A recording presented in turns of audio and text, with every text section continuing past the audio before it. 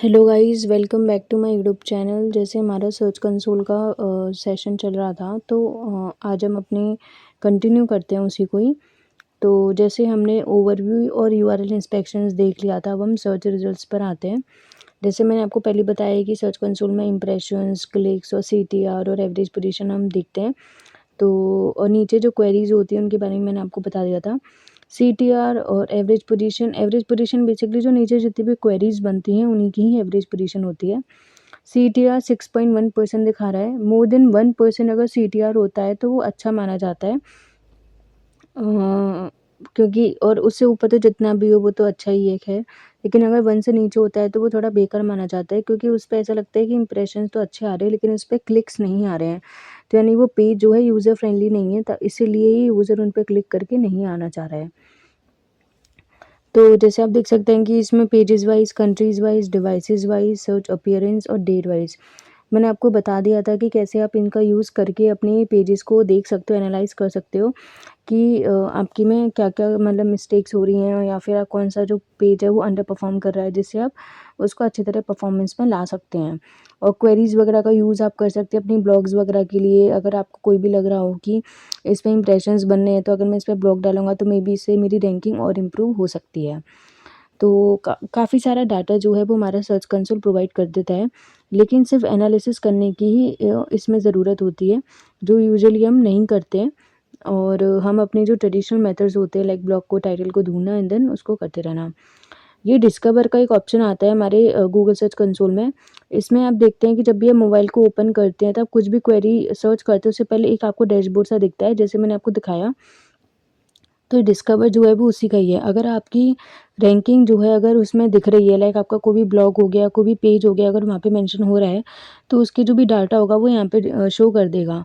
जैसे जब भी आप अपने फ़ोन को ओपन करेंगे, गूगल को ओपन करेंगे, google.com, तो उसमें जब भी आप कुछ क्वेरी सर्च करेंगे उससे पहले काफ़ी सारे आर्टिकल्स आपको सजेस्ट कर देगा डेली। और जो जिनकी रैंकिंग मतलब एज़ पर द रैंकिंग वो कभी ऊपर नीचे शिफ्ट होते रहते हैं। लेकिन अगर आपका जो कोई भी ब्लॉग या कोई भी पेज अगर वहाँ पे रैंक कर रहा है, तो बहुत ही बेनिफिशियल होता है। सोचिए अगर कोई भी अगर ब्लॉग का टाइटल अगर यूज़र को इंटरेस्टिंग लगा, आई कैचिंग लगा, तो वो वहाँ पे क्लिक करके आपकी डायरेक्ट वेबसाइट पे आ सकता है। तो वो मोस्ट ईज़ीएस्ट वे होता है जनरेट करने का ट्रैफ़िक अपनी वेबसाइट पे। और अगर आप उसमें अपनी वेबसाइट को रैंक कराने में अगर मतलब सक्सेसफुल हो जाते हैं, तो आपके लिए कन्वर्जन रेट भी इंक्रीज़ होने के चांसेस काफ़ी अच्छे रहते हैं। तो जो भी पेज अगर आपका कोई भी इंडेक्स कर रहा होगा या कोई भी रैंक कर रहा होगा, तो उसके मैट्रिक्स वो यहाँ पे शो कर देगा कि लाइक उसमें कितने इंप्रेशंस बने, वही क्लिक्स कितने बने और सीटीआर कितना बना। तो कंपेयर टू जो नॉर्मल वेबसाइट्स होती हैं, उनके कंपैरिज़न में इसका जो क्लिक थ्रू रेट होगा या कन्वर्जन होगा वो हाई ही रहेगा, क्योंकि कहीं न कहीं आप गूगल की फर्स्ट प्रायोरिटी में आ गए हैं उसके डिस्कवर के में, इसकी वजह से।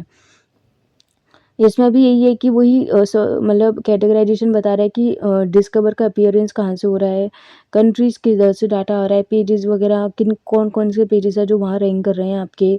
डेट वाइज़ दिखा देगा कि लाइक आज इस पे कर रहा था, कल उस पे कर रहा था। तो वही जो डाटा हमने अदर पेजेस के लिए देखा, सेम वही फॉलो होगा इसमें भी। तो जैसे इसमें दिखा रहा है कि 19 जून को ये है जो काफ़ी अच्छा परफ़ॉर्म किया था। 11% उसका सीटीआर आता है, यानी कि उसका जो सीटीआर का रेट काफ़ी अच्छा है वैसे तो। इससे इतने कन्वर्जन इतने परसेंट से हुए थे।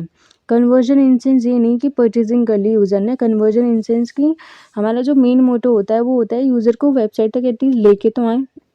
और लेके आने का मतलब ये है कि जो हमारे वेबसाइट की जो कन्वर्जन होती है वो डिपेंड यही करती है कि how many users are coming to our website and retaining. User अगर आके रिटेन ही नहीं करेंगे, थोड़ा बहुत स्क्रॉल डाउन ही नहीं करेंगे या नेविगेट नहीं करेंगे डिफरेंट पेजेस पे, तो वो कैसे हमारे मतलब परचेजिंग कर पाएंगे।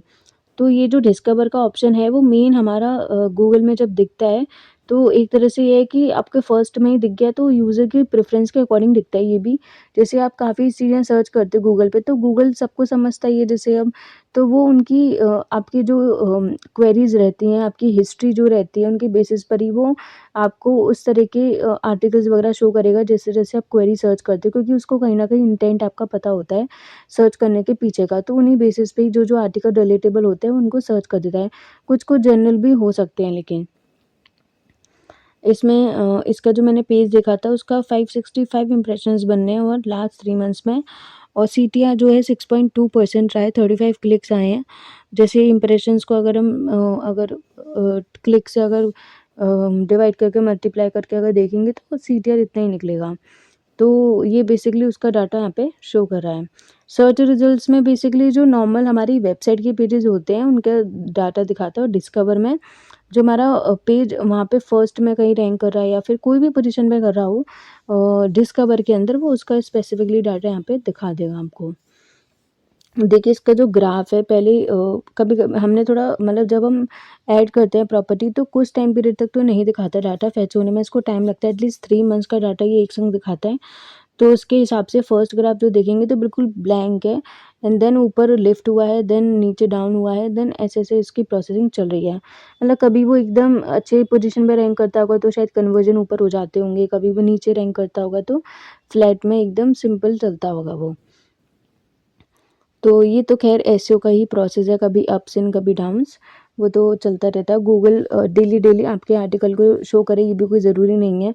उसके पास इतनी multiple thousand millions of website है ऑन द गूगल, तो कब डिपेंड कि नया आर्टिकल जितनी जल्दी अच्छा और पब्लिश्ड होता है, जितना ज़्यादा और नई-नई मार्केट में वेबसाइट आती जाती है, तो वो उनको प्रेफ़रेंस देना शुरू कर देता है। क्योंकि उनके हिसाब से जो पुराने डोमेन है, उनकी जो वैल्यू रहती है, वो रहती है क्योंकि उनका डीएपीए अच्छा खासा स्ट्रॉन्ग होता है। लेकिन जो नई होती हैं वो ऐसा होता है कि उनका कि वो नया कंटेंट और फ्रेशनेस और रेलेवेंसी के साथ आई होंगी अपनी वेबसाइट पे, तो इसकी वजह से उनको प्रेफ़रेंस थोड़ा देता है। फिर थोड़े टाइम बाद अगर उसको लगता है कि यूज़र की जो रेलेवेंसी है वो उसको मैच कर रहा है, तो प्रेफ़रेंस देगा, वरना अगर आपने अभी भी अपनी वेबसाइट पे अगर वही प्रोसेस चालू रखी है कि लाइक अच्छा कंटेंट प्रोवाइड करना, यानी आपके अगर एसईओ स्ट्रॉन्ग रहेंगे आपकी वेबसाइट पे तो आपकी एक्जिस्टेंस को ले नहीं सकता। इसमें हमारा coverage, site map, removals, page experience, core web vitals, mobile usability, धीरे-धीरे हम एक-एक को समझेंगे और इसमें काफ़ी सारी चीज़ें हैं जो बहुत डीप में समझने वाली हैं। ये सिर्फ़ एक टर्म्स आपको दिख रहे हैं यहाँ पे, लेकिन हर एक टर्म जो है अपने आप में एक ब्रॉड एकदम एसईओ का पार्ट ही समझ लीजिए, समझना, क्योंकि ये सिर्फ़ एक ओवरव्यू टाइप में आपको दे रखा है यहाँ पे कि इन ये पॉइंट्स होते हैं हमारे कंसोल के अंदर जो आपको समझने ज़रूरी होते हैं। तो जैसे यहाँ पे ग्राफ दिख गया हमको और सर्च रिजल्ट्स भी हमने देख लिए, डिस्कवर देख लिए, and then I think coverage का मैंने आपको बताया ही था कल की मोबाइल पे हमारी जो वेबसाइट की यूज़ेबिलिटी है वो कैसी है और पेज एक्सपीरियंस कैसा है, पेजेस इंडेक्स वगैरह कितने हैं, वैलिड कितने हैं और नॉन वैलिड कितने हैं।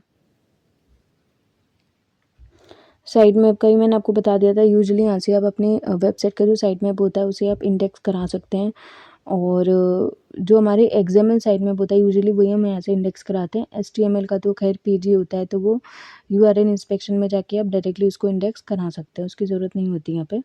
साइड मैप भी में अगर आप चाहें तो होल साइड मैप को इंडेक्स करा सकते हैं, पेजेस वाइज़ इंडेक्स करा सकते हैं या फिर पोस्ट वाइज़ भी इंडेक्स करा सकते हैं। कभी-कभी होल अगर साइड मैप को डालते हो तो वो फेच नहीं करता। तो अगर आप इंडिविजुअली डाल के देखोगे तो पोस्ट को या फिर पेजेस को, तो वो हमारा इंडेक्स जल्दी हो जाता है। तो इसको आप यहाँ पे नंबर ऑफ़ पेजेस इंडेक्स करा सकते हो। रिमूवल्स में जैसे मैंने आपको बताया था कि हमारे जो भी पेजेस होते हैं जो बेसिकली कैटेगरीज़ के बन जाते हैं, टेक्स्ट के बन जाते हैं या फिर जो आपके लिए यूज़ के लिए नहीं है, वो रिमूवल्स में आप उनको यूआरएल को डाल सकते हो। लेकिन ये मेक श्योर करना पड़ेगा कि जो रिमूवल्स होता है वो सिर्फ़ आपके डाटा को 6 महीने के लिए हटाता है, और जो हमारे इसको परमानेंटली इसमें रिमूवल नहीं होती, मतलब 6 महीने के बाद वो पेजेस फिर से वापस आ जाएँगे। इसके लिए आपको डिसअवॉव करके हमारा वो होता है कि डिसअवॉव में जाके आप अपनी जो लिंक्स होती हैं उनको वहाँ पेस्ट करके डाल सकते हो, तो वहाँ से वो परमानेंटली जो है गूगल से हटा देता है बेसिकली। तो रिमूवर्स तो एक टेम्परेरी सॉल्यूशन होता है, जो हमारा डिसअवॉव होता है वही हमारा मेन हमारा सॉल्यूशन होता है परमानेंटली हटाने का। लेकिन आपको ये ध्यान रखना पड़ेगा, जब भी आप इन लिंक्स को या रिमूवल्स में या डिसअवॉव में डालें, तो कोई गलत लिंक ना चला जाए। अगर एक बार अगर आपने अगर डाल दिया लिंक और वो हट गया तो उसको वापस लाना बहुत मतलब एक तरह से इम्पॉसिबल ही हो जाता है, क्योंकि वो गूगल की नज़र में ये वो पेज वो इसको ऐसे ट्रीट करेगा कि ये जो पेज है वो इसका कोई यूजेस नहीं है वेबसाइट पे, तो हमें इसे प्रायोरिटी नहीं देनी है। तो उसके चक्कर में फिर वो उनको हटा देगा। और रिव्यूअर्स में से अगर आप देखेंगे तो थोड़ा टाइम तो लेता ही है, हर एक चीज़ एसईओ की थोड़ी टाइम प्रोसेसिंग होती है, लेकिन आपको जल्दी रिज़ल्ट दिख जाएगा कंपेयर टू द डिसअवॉव। डिसअवॉव थोड़ा टाइम ले लेता है क्योंकि इसमें परमानेंटली हटते हैं, तो इसकी वजह से भी। पेज एक्सपीरियंस में ये जो हैं थोड़े टेक्निकल हमारे टर्म्स आ जाते हैं। Page experience, core web vital, mobile usability, जो हमारे बेसिकली ये बताते हैं कि आपकी जो वेबसाइट का जो पेज है उसका एक्सपीरियंस कैसा रहेगा। एक्सपीरियंस का मतलब एक तरह से आप किसी वेबसाइट पे गए, आपने देखा कि अरे उसमें क्या क्या कंटेंट है, उसमें एनिमेशंस कुछ हैं कि नहीं। यूजुअली जो यूज़र होता है वो कंटेंट कम ही पढ़ता है, वो ज़्यादातर जो इमेजेस होती हैं, वीडियोज़ होती हैं, या फिर जो हमारी वीडियोज़ के साथ साथ जो हमारी एनिमेशंस फॉर्म में कुछ लगा होता है अट्रैक्टिव सा, उसको आई कैचिंग या जो भी उसको डिफरेंट दिखता है कंपेयर टू अदर कॉम्पिटिटर, वो उसको ज़्यादा अट्रैक्ट करता है। और एक्सपीरियंस में ये भी आ सकता है कि पेज कितना रिस्पॉन्सिव बनाया हुआ है आपने, कि लाइक उसको स्क्रॉल करने में, उसको कुछ भी नेविगेट करने में इशू तो नहीं क्रिएट हो रहा, या फिर आपने कुछ भी पेजेस के अंदर अगर लिंक्स वगैरह लगाए हैं तो वो प्रॉपर हैं कि नहीं है, आप इजीली नेविगेट कर पा रहे हैं नहीं कर पा रहे हैं अपने डिफरेंट पेज पे। तो ये सारी चीज़ें आपकी पेज एक्सपीरियंस के अंदर आ जाती हैं।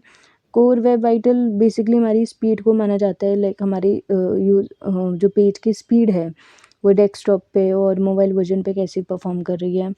और मोबाइल यूजिबिलिटी की, लाइक जैसे मैंने आपको बताया था कि यूज़र जो हैं आजकल डेस्कटॉप को छोड़ के मोबाइल पे आ चुके हैं, तो आपको भी अपनी जो वेबसाइट है उसको मोबाइल के अकॉर्डिंग बनानी पड़ेगी।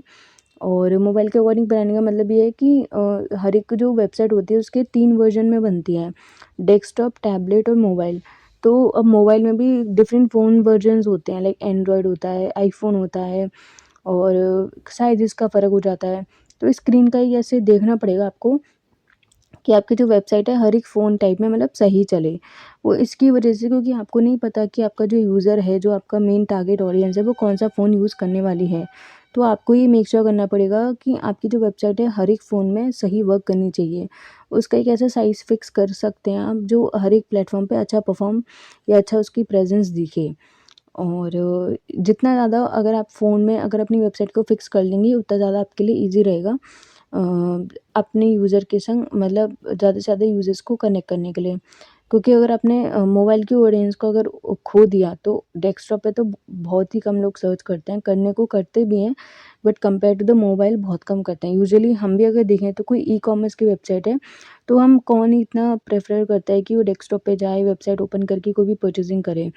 वो यूजुअली क्या करते हैं, हम सिर्फ़ अपना मोबाइल ओपन करते हैं, ऐप को इंस्टॉल करते हैं एंड देन ऐप के थ्रू परचेज़िंग वगैरह करते हैं। तो अगर मेरे को ऐप में ही कुछ अगर गड़बड़ लगेगी या मेरे को लगेगा कि यार ये तो ईज़ी टू नेविगेट नहीं है, तो प्रॉब्लम हो जाएगी। अब ये वेब टूल एक है हमारा, ये मैं आपको जैसे बता देती हूँ इसमें कि web tool and international targeting settings. एक मैं आपको एक टर्म और बता देती हूँ यहाँ पे, कि जैसे मान के चलिए आपकी, जैसे मैंने कल एक पॉइंट उठाया था कि चेंज ऑफ एड्रेस आपने अभी देखा हो, तो इसमें बेसिकली क्या था, जैसे मैंने आपको कल बताया कि 4 वर्ज़न होते हैं हमारी वेबसाइट के, एचटीटीपीएस और डब्ल्यूडब्ल्यूडब्ल्यू एंड देन एचटीटीपीएस डब्ल्यूडब्ल्यूडब्ल्यू। तो अगर मान के चलिए आपको अगर एचटीटीपी से एचटीटीपीएस में अगर पूरा ही ट्रांसफ़र करना है, तो आप कैसे कर सकते हैं? वो आप यहाँ पे चेंज ऑफ एड्रेस में जाके सेटिंग्स में अपडेट कर सकते हैं गूगल को, और यहाँ पे गूगल जो है वो उसको एज़ अ प्रायोरिटी दे देगा कि लाइक आप मतलब उसको एक सिग्नल मिल जाएगा कि मेरा जो डोमेन है वो रीडायरेक्ट हो चुका है एचटीटीपी से एचटीटीपीएस में। तो सेलेक्ट न्यू साइट जैसे आप करेंगे तो वो वहाँ पे दिखा देगा जो भी आपकी साइट होगी, एंड देन आप उसको फिक्स कर सकते हैं। To change your site address you must setup 301 redirect from the old site to the new one and perform any other relevant setup steps. मतलब यही है कि आप अपनी जो वेबसाइट है जो एचटीटीपी पे चल रही थी, आप उसको एचटीटीपीएस में करवाना चाह रहे हैं, तो उसके लिए आपको 301 रीडायरेक्ट लगाना होगा, एंड देन एक तरह से गूगल को आपने अपडेट दे दिया, सिग्नल दे दिया कि मैंने अपनी जो वेबसाइट है वो कम्प्लीटली रीडायरेक्ट करी है, एसएसएल सर्टिफिकेट अब मैंने ले लिया है और अब मैं कम्प्लीटली अपडेट कराना चाह रहा हूँ उसको। तो ये बहुत ज़्यादा इम्पॉर्टेंट है इसीलिए, क्योंकि अगर आपने नहीं किया तो जैसे ऐड न्यू प्रॉपर्टी का इसमें ऑप्शन आया था, आप ऐड न्यू प्रॉपर्टी करके उस वेबसाइट को मतलब यहाँ पे सेलेक्ट कर सकते हैं। आप यहाँ पे साइड में ऐड प्रॉपर्टी कर लेना, देन हो जाएगा।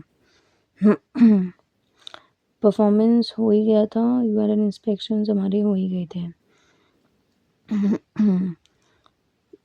तो चेंज ऑफ एड्रेस जैसे हम बात कर रहे थे, उसका मेन पॉइंट बस यही रहेगा ताकि गूगल को पता चल जाए कि, वरना वो आपकी 2 डिफरेंट प्रॉपर्टी कंसीडर करेगा और 2 वेबसाइट अलग कंसीडर करेगा। तो होगा क्या कि आप आपस में कॉम्पिटिशन कर रहे हो एक तरीके से गूगल की नज़रों में। मतलब आप same service, same content, same हर एक चीज़ सेम है, जस्ट बिकॉज़ आपके पास एसएसएल सर्टिफिकेट नहीं था तो आपने चेंज नहीं किया। इसकी वजह से आपकी जो कंपटीशन है अपनी खुद की ही वेबसाइट से हो रही है एक तरीके से।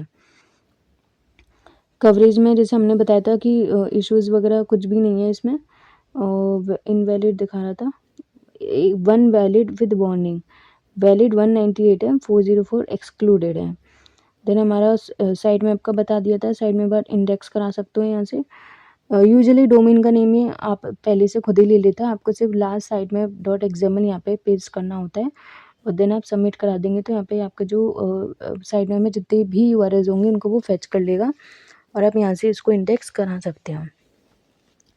अभी इसने जैसे फेच करा है कि 42 पेजेस हैं मेरी पे, तो आप क्रॉस चेक भी कर सकते हैं अपनी से।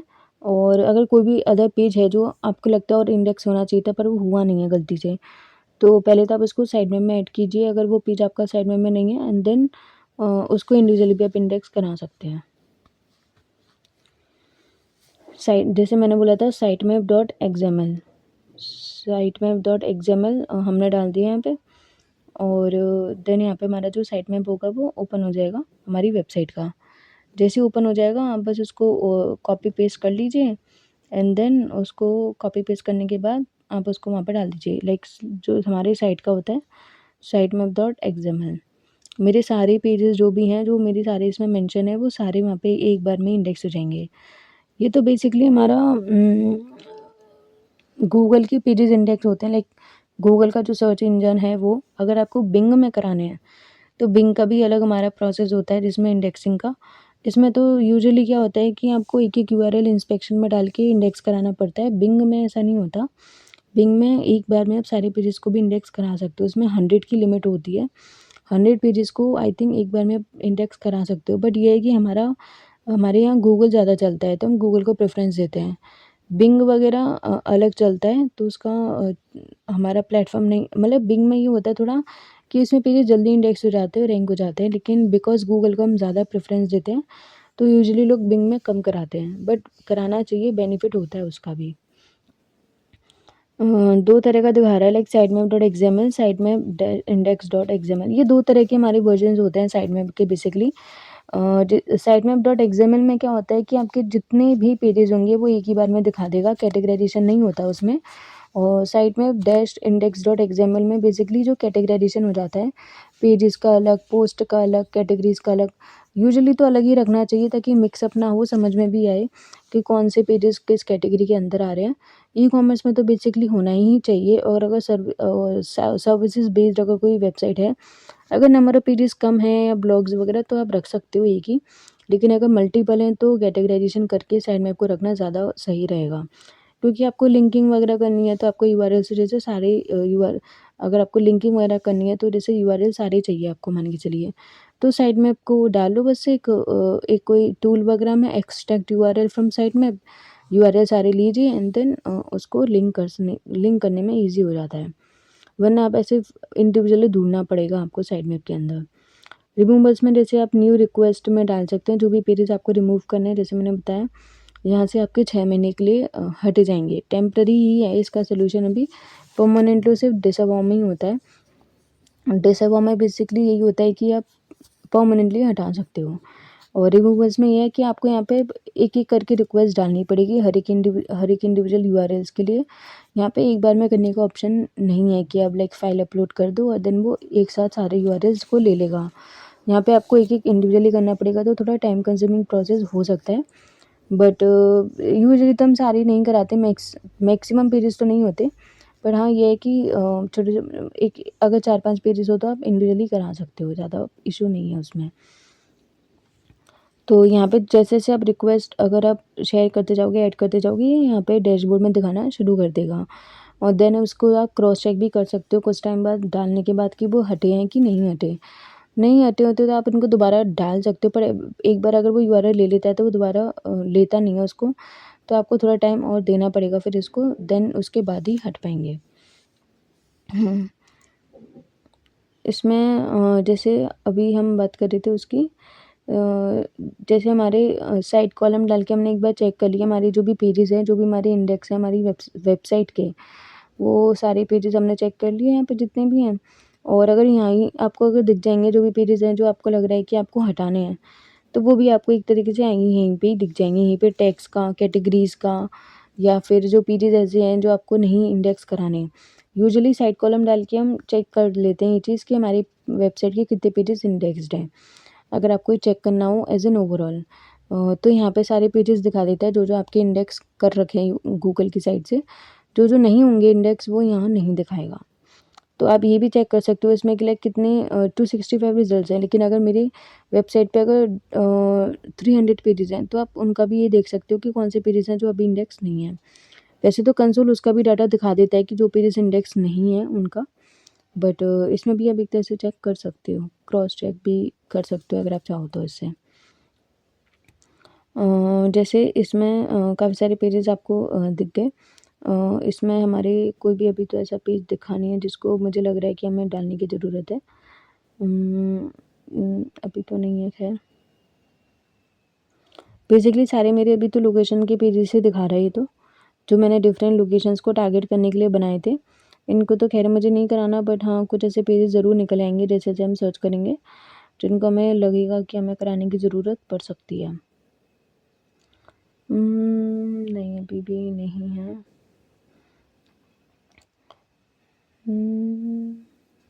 इसमें देख लेते हैं एक बार, दूसरे में शायद मिल जाए तो हमें पेजेस वगैरह। रिमूवर्स में अगर आप देखो तो ये रहे, जैसे हमारे यूआरएल का ये जो यूआरएल्स है ये हमारे कुछ भी काम के नहीं थे। जो कैटेगरी का जैसे मैं आपको बता रही थी विंडो 6, ये हमारे वो पेजेस होते हैं जो अपने आप ही गूगल की साइट से मतलब क्रिएट भी हो जाते हैं कैटेगरीज और टैग्स के। तो उसके लिए बेसिकली आपको क्या करना पड़ता है कि आपको बैकएंड में जाके एडवांस जो हमारी प्लगइन होती है उसके यूज एसईओ बेसिकली जो हम यूज़ करते हैं उसमें सेटिंग्स में जाना होता है आपको एडवांस के अंदर, एंड देन वहाँ पे ऑप्शन होता है कैटेगरीज और टैग्स को उसके बटन को बंद करने का। उससे क्या होता है कि आपकी जो भी टैग्स और कैटेगरीज के पेजेस हैं वो बनते नहीं हैं मतलब गूगल पे, एंड देन वो ऑटोमेटिकली बंद हो जाता है। इसकी वीडियो शायद मैंने पहले बनाई है, तो आप उसको एक बार चेक कर सकते हैं वो कहाँ से बंद करना होता है उस बटन को, ताकि आप इजीली अपने जो भी पेजेस हैं वो मतलब अभी तक जितने क्रिएट हो गए वो तो हो गए, आगे से वो ऐसे पेजेस को क्रिएट ऑटोमेटिकली नहीं करेगा। तो उसको रोकने के लिए आप उस मतलब जो हमारे सर्च इंजन में ना दिखें वो पेजेस उनको आप बंद कर सकते हो। तो इससे बहुत फ़ायदा होगा बेसिकली कि जो मान के चलिए कभी-कभी वेबसाइट पे सिर्फ 50 पेजेस होते हैं लेकिन 70-80 दिखाते हैं, लेकिन ये साइड कॉलम में डाल के। वो इसलिए दिखाता है क्योंकि आपकी कैटेगरीज़ के और जो टैग्स होते हैं उनके ऑटोमेटिकली वो क्रिएट कर देता है इसकी वजह से। तो इसलिए आपको ध्यान देना है कि ऐसे पेजेस क्रिएट ना हो, क्योंकि जब भी आप यहाँ पे जितने पेजेस जो इनवैलिड होंगे वो क्रिएट होंगे उतना बेकार होता है। तो इन सारे पेजेस को मैंने डाला था, रिमूवल्स एक्सपायर्ड अगर आप देखोगे तो, इसका मतलब है कि 6 महीने शायद उसको हो गए होंगे एंड देन उसके बाद वो दोबारा वापस आ गया है। तो टेम्पररी रिमूव्ड का मतलब होता है कि अभी हमने डाल दी होगी प्रोसेसिंग तो वो चल रही है टेम्पररी रिमूवल में, यानी 6 मंथ का जैसे टाइम पीरियड है, और रिमूवल एक्सपायर्ड में मतलब वो वापस आ गया होगा कहीं ना कहीं। तो इसकी वजह से यहाँ पे सारा दिखा रहा है वो डाटा।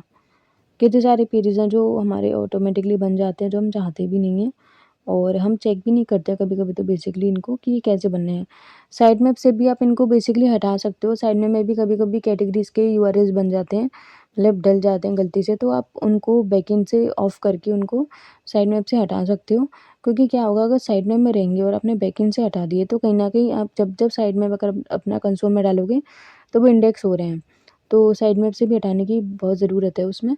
साइड मैप से भी निकाल दीजिए और यहाँ से भी रिमूवल्स में रिक्वेस्ट डाल दीजिए आप। पेज एक्सपीरियंस के लिए इसमें तो अभी कुछ डाटा अवेलेबल है नहीं है जिसके थ्रू हम बता सकें, और इसमें भी देख लेते हैं एक बार इसमें कुछ हो तो।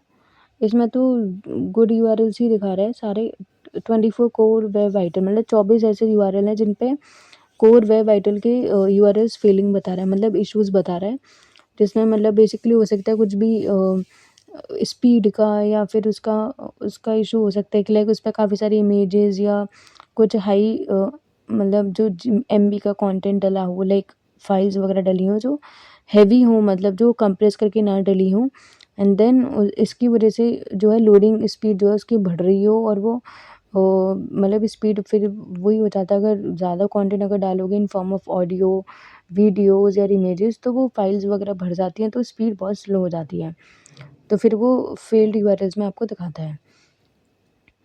मोबाइल यूजेबिलिटी उन पेजेस की तो सही है, और एचटीटीपीएस भी सही है, मतलब जो हमारे एरर्स होते हैं जो मैं बता रही थी एचटीटीपी और एचटीटीपीएस का, वो इसमें तो सही है। यूजेबिलिटी मोबाइल पे सही है, मतलब वो पेज जो है अगर मोबाइल पे कोई यूज़र अगर स्क्रॉल करेगा तो वो सही है, बट ये स्पीड वगैरह का थोड़ा इश्यूज़ होगा, लाइक एलसीपी समथिंग की, लाइक उसमें आइटम्स वगैरह जो हैं उसके लाइक इमेजेस या जो है वो लोड होने में थोड़ा टाइम ले रही होगी मे बी, इसकी वजह से। तो आप चेक कर सकते हो यहाँ से यूआरएल्स पर्टिकुलरली जाके चेक कर सकते हो कौन से में ऐसे गड़बड़ दिखा रहा है, एंड देन उसको एक बार खुद अपने फ़ोन में टेस्ट कर सकते हो, डेस्कटॉप पे टेस्ट कर सकते हो, एंड उसको फिक्स करके आप यहाँ पे अगर जैसे मतलब फिक्स हो जाएगा इशू, तो वो यहाँ पे धीरे-धीरे डाटा जो है वो हटाना शुरू कर देगा। 24 पुअर यूआरएल वो उसका ग्राफ वाइज़ ही दिखा रहा है बेसिकली कि 24 जो है वो बेकार है, इसलिए रेड मार्क में दिखा रहा है वो सारा, या वो दिखा रहा है कि थोड़ा इंक्रीज़ ही हुआ है इसका रेशियो, अगर हम देखें तो कंपेयर टू बिफोर, पहले तो कम था लेकिन अब धीरे-धीरे वो बढ़ता ही जा रहा है। तो इसकी वजह से उसका ग्राफ जो है इतना ज़्यादा वेवी फॉर्म में जा रहा है। और इसमें देखोगे तो ग्रीन में दिखा रहा है 0 गुड यूआरएल्स, मतलब एक भी यूआरएल गुड है ही नहीं, और 24 जितने के 24 सारे बेकार हैं। और इसमें 0 एरर्स दिखा रहा है हमारा मोबाइल यूजेबिलिटी में, मतलब सारे जितने भी यूआरएल्स हैं वो मोबाइल पे अच्छी तरह वर्क कर रहे हैं मेरे, तो इसलिए वो वैलिड में दिखा रहा है इसको। और 0 एरर मतलब कोई भी उनमें एरर नहीं आ रहा है, मतलब कोई भी अगर यूज़र उसको स्क्रॉल करेगा फ़ोन पे तो उसको सही दिखेगा। ब्रेड क्रम्ब का जैसे यूजुअली हम जो कैटेगरीज़ डिफ़ाइन करते हैं, उसका डाटा दिखाता है कि हम यूज़र को एक एक वेब होता है, लाइक कोई भी वेबसाइट है ई-कॉमर्स, तो इसमें जैसे होम पेज, एंड देन कोई भी यूज़र आएगा तो देन उसका अगर टी-शर्ट देखनी है तो टी-शर्ट पे जाएगा, देन अगर ब्लैक टी-शर्ट चाहिए तो ब्लैक टी-शर्ट पे जाएगा। तो वो एक वो बन जाता है उसका पाथ बन जाता है कि पहले यूज़र कहाँ, फिर उसके बाद कहाँ, फिर उसके बाद कहाँ। तो आपने कॉलम टाइप का देखा होगा, एसईआरपी पे भी जब भी हम कोई वेबसाइट देखते हैं तो एक एरो टाइप में आता है यूआरएल का। वो एक तरह से कैटेगरी बताता है कि ये इसका पेरेंट है, वो उसका पेरेंट है। तो वो बेसिकली हमारे सारे सही हैं इसमें, तो वो उसी की ही बात कर रहे हैं बेसिकली।